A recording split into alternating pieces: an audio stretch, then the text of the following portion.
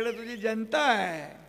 ही जनता जनार्दन ठरवत असते कुणाला वर काढायचं आणि कुणाचा करेक्ट कार्यक्रम करायचा. तो करेक्ट कार्यक्रमामध्ये माझा मास्टरी आहे.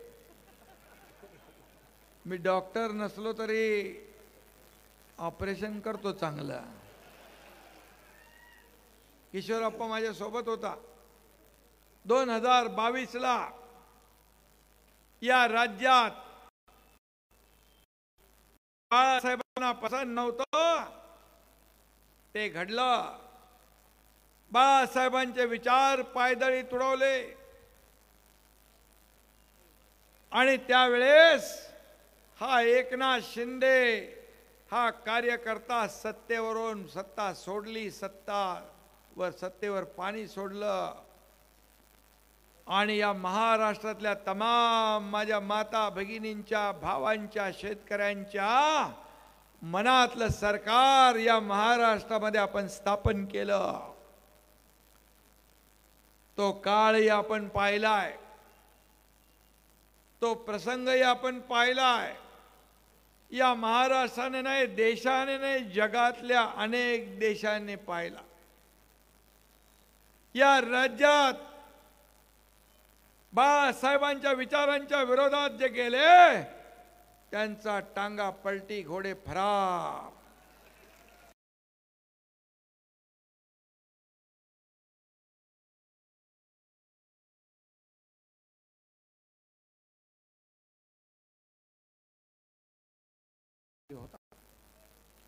अडीच वर्ष पायाला भिंगरी लावून हा एकनाथ शिंदे फिरला. मला वाटतं त्या काळात मी 2.5 तास झोपलो असेल की नाही माहित नाही.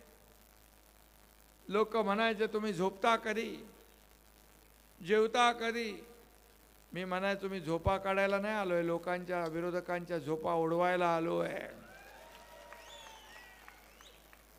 आणि म्हणून 2.5 वर्षामध्ये या राज्यामध्ये या राज्याला पुढे नेलं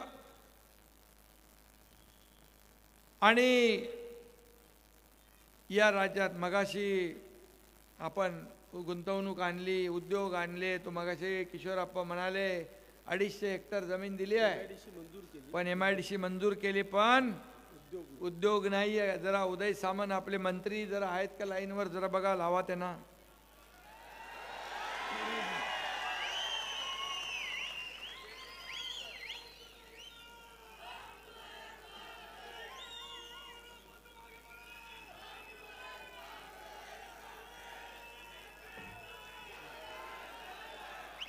अरे बघा लागला. हॅलो, आता मी किशोरप्पाची इथं पाचोऱ्याला आहे. त्यांनी मगाशी भाषणात सांगितलं 250 हेक्टर जमीन MIDCला दिली. MIDC 250 हेक्टरची MIDC केली आहे, पण एकही उद्योग नाही.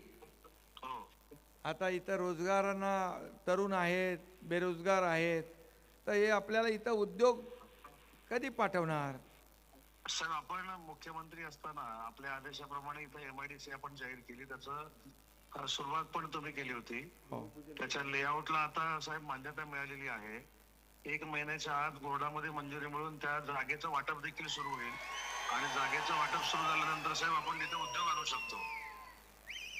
ठीक आहे, ठीक आहे, धन्यवाद किशोरप्पा. किशोरप्पाला एकदा का फक्त त्याच्या कानात बोला म्हणजे त्याला समजेल. बरोबर. No reason on the spot decision सुरू झाली आणि आपल्याला सांगतो कोणीही माईका लाल आला तरी लाडकी बहीण योजना कधीही बंद होणार नाही.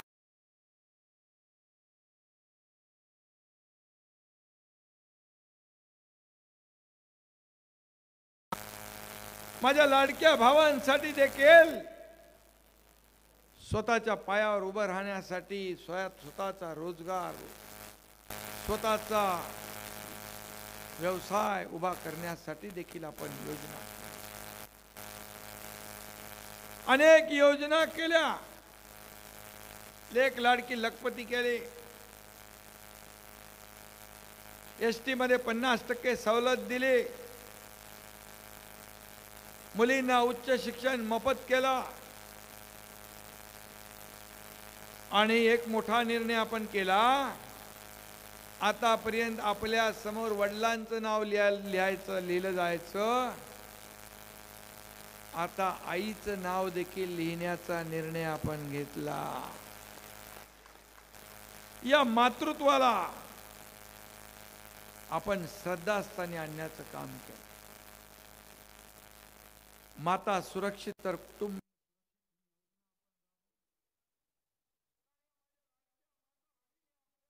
जे चालवत असताना स्वतःकडे दुर्लक्ष करतात. कोटी माझ्या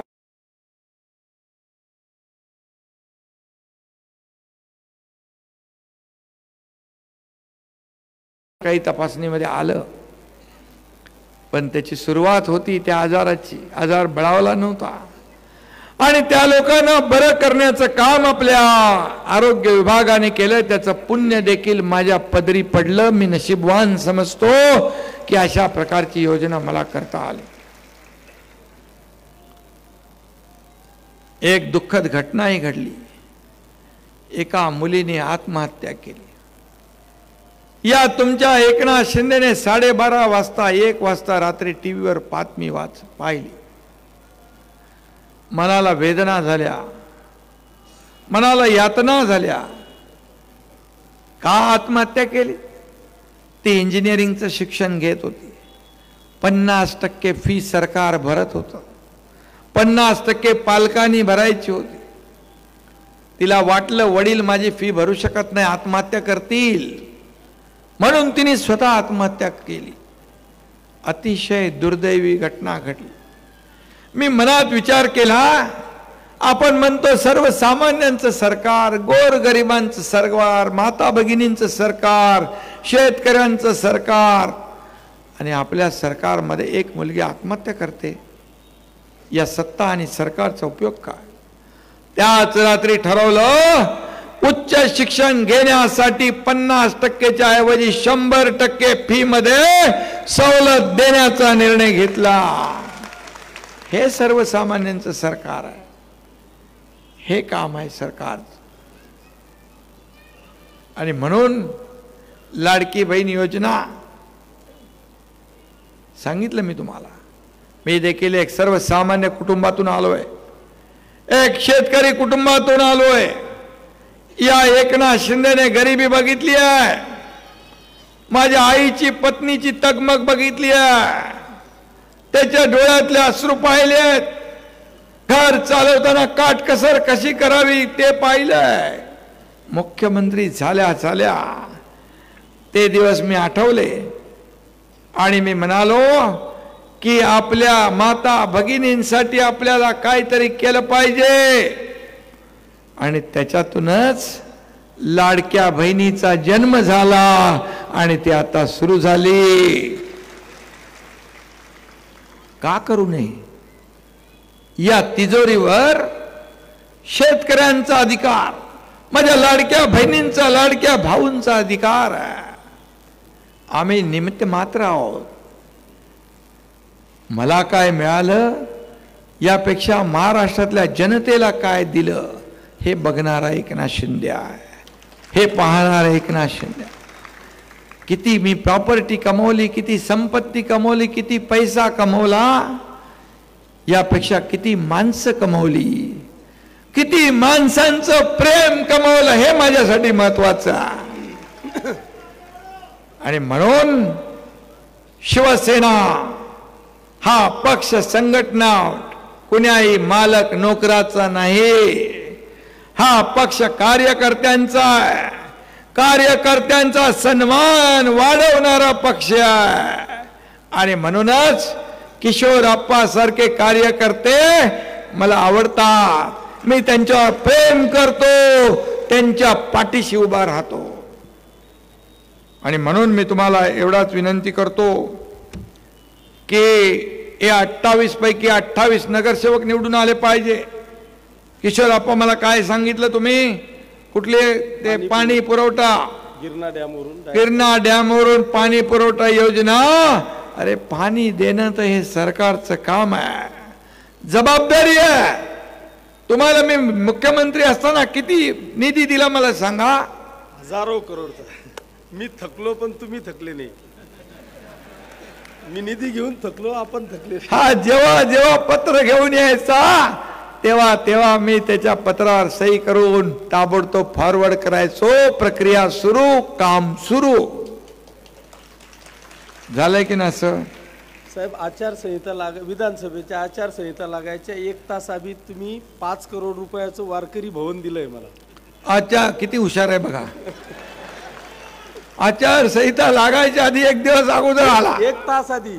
1 तास अगोदर आला आणि वारकरी भवनाला 5 कोटी घेऊन आला. अरे पैसे तुमचेच आहेत, हे माझ्या शेतकऱ्यांचे, वारकऱ्यांचे, कष्टकऱ्यांचे, माझ्या लाडक्या बहिणींचे आहे. ही तिजोरी तुमची आहे. आम्ही फक्त रखवालदार आहोत, आम्ही सेवक आहोत, तुम्ही मालक आहात. आम्ही सेवक आहोत, तुम्ही मालक आहात. जेव्हा आम्ही स्वतःला मालक समजू ना, तेव्हा ही जनता, जनार्दन तुम्हाला घरी पाठवल्याशिवाय राहणार नाही. अशा प्रकारचं काम या ठिकाणी आपण करतो. सत्ता जनतेसाठी राबवायची असते, शासन जनतेसाठी राबवायचं असतं. शासन आपल्या दारी हा उपक्रम आपण सुरू केला का? लाभार्थी नव्हते पहिले, लाभ नव्हते, योजना नव्हत्या, होत्या. पण शासन दरबारी चक्र मारून, खेटे मारून, अरे बाबा नको ती योजना म्हणून सोडून द्यायची. या एकनाथ शिंदेने शासन आपल्या दारीचा उपक्रम सुरू केला. जागेवर ट्रॅक्टर, टिलर, पॉवर टिलर, महिलांच्या योजना, अमक्या योजना, शेतकऱ्यांच्या, युवकांच्या योजना जागेवर दिल्या आपण. 4 कोटी लोकांना त्याचा फायदा झाला. कलेक्टर, तहसीलदार, BDO सगळे कामाला लागले. त्यांच्यात ओढ लागली. कुणाचे लाभार्थी जास्ती आहे, स्पर्धा लावली. हे सरकारचं काम असतं. बाळासाहेब म्हणायचे, लोकांच्या दारात जावा. कार्यकर्ता घरात नाही, लोकांच्या दारात शोभून दिसतो. ते काम तुमच्या एकनाथ शिंदेने केलं. ते काम तुमच्या एकनाथ.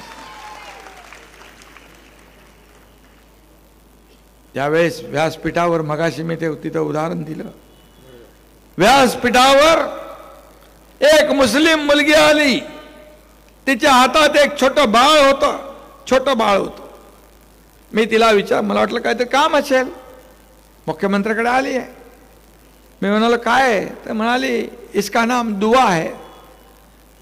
दुआ है? क्या हुआ, कुछ प्रॉब्लम है? बोले नहीं, इसका नाम दुआ है. मला मग मी विचारलं काय झालं? ती म्हणाली आपने 3 लाख रुपया मुख्यमंत्री सहायता निधि में से दिए, इसलिए इसका ऑपरेशन हो गया, इसकी जान बच गई, इसलिए मैंने इसका नाम दुआ रख दिया. 450 कोटी रुपये 2.5 वर्षात एकनाथ शिंदेने मुख्यमंत्री सहायता निधी मधून दिले. हजारो लोकांचे प्राण वाचवले. ही आपली जबाबदारी आहे. अगोदरच्या सरकारने किती दिले होते रे बाबा? 2.5 वर्षात 30 का 40 कोटी रुपये होते. हे पैसे लोकांचे होते. माझ्याकडे आला की मी लगेच पेन काढायचो, सही करायचो, कारण मला माहित होतं कुठंतरी हॉस्पिटलमध्ये हा पेशंट ऍडमिट असेल, त्याला या पैशाची गरज आहे. गर्दीमध्ये पण पत्र घेऊन यायचे. मी म्हणायचो अरे बाबा काय खाली पकडायला तर पाहिजे का नाही, गाडीत बसू दे मला. तो लगेच काय व्हायचा, ओनवा व्हायचा, पाठ माझ्याकडे करायचं आणि पाठीवर ठेवा म्हणायला पत्र आणि सही करा. जगाच्या पाठीवर सही करणारा मुख्यमंत्री कोणी पाहिला नसेल तो मी एकनाथ शिंदे आहे. सगळं केलं. जिथं जात होतो तिथून लोक भेटत होते, एक जुना शोले मधला डायलॉग मला आठवतो आसरानीचा, आधे इधर जाओ आधे उधर जाओ बाकी मेरे पीछे आओ. पण आता काही लोकांची अवस्था आहे, पीछे बघितल्यानंतर काय नाही, पण माझ्या मागे बघा किती लोक आहेत, समोर पण आहेत. जहां मैं खड़ा होता हूं वहीं से लाइन लग जाती है. काम आहे काम. आणि म्हणून किशोरप्पा काळजी करू नका, मी जे बोलतो ते करतो. आणि आता जे बोललेलो आहे, तुम्हाला नगर विकास खाता माझ्याकडे आहे. MIDCचं तर बघितलं ना, आता उद्योग मंत्र्यांनी एवढ्या लोकांच्या समोर सांगितलं, आता त्यांची जबाबदारीच झालेली आहे, त्याच्यामधून त्यांची सुटका नाही. उद्योग आल्याशिवाय राहणार नाही हा शब्द मी तुम्हाला देतो. आणि म्हणून मी आपल्याला एवढीच विनंती करतो, बाकी मी काही जास्त सांगत नाही. तुम्हाला जे निधी लागणार आहे, सुनीताताई इथे आपल्या अगोदरचे पण नगराध्यक्ष बसलेले आहेत, तुमच्या पाठीशी किशोरप्पा आहे. किशोरप्पाच्या पाठीशी तुम्ही उभे राहिलात म्हणून किशोरप्पांनी एवढं काम केलं. आता लाडक्या बहिणीच्या मागे तुम्ही सगळे उभे राहा. आणि जो निधी तुम्हाला लागेल तो हा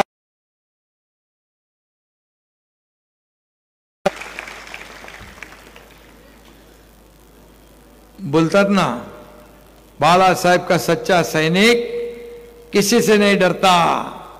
ये एकनाथ शिंदे है जो बोलता वही करता, जो बोलता वही करता.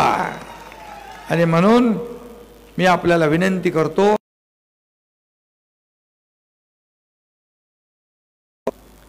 येत्या 2 तारखेला सकाळी उठून आपण पहिलं मतदान करा.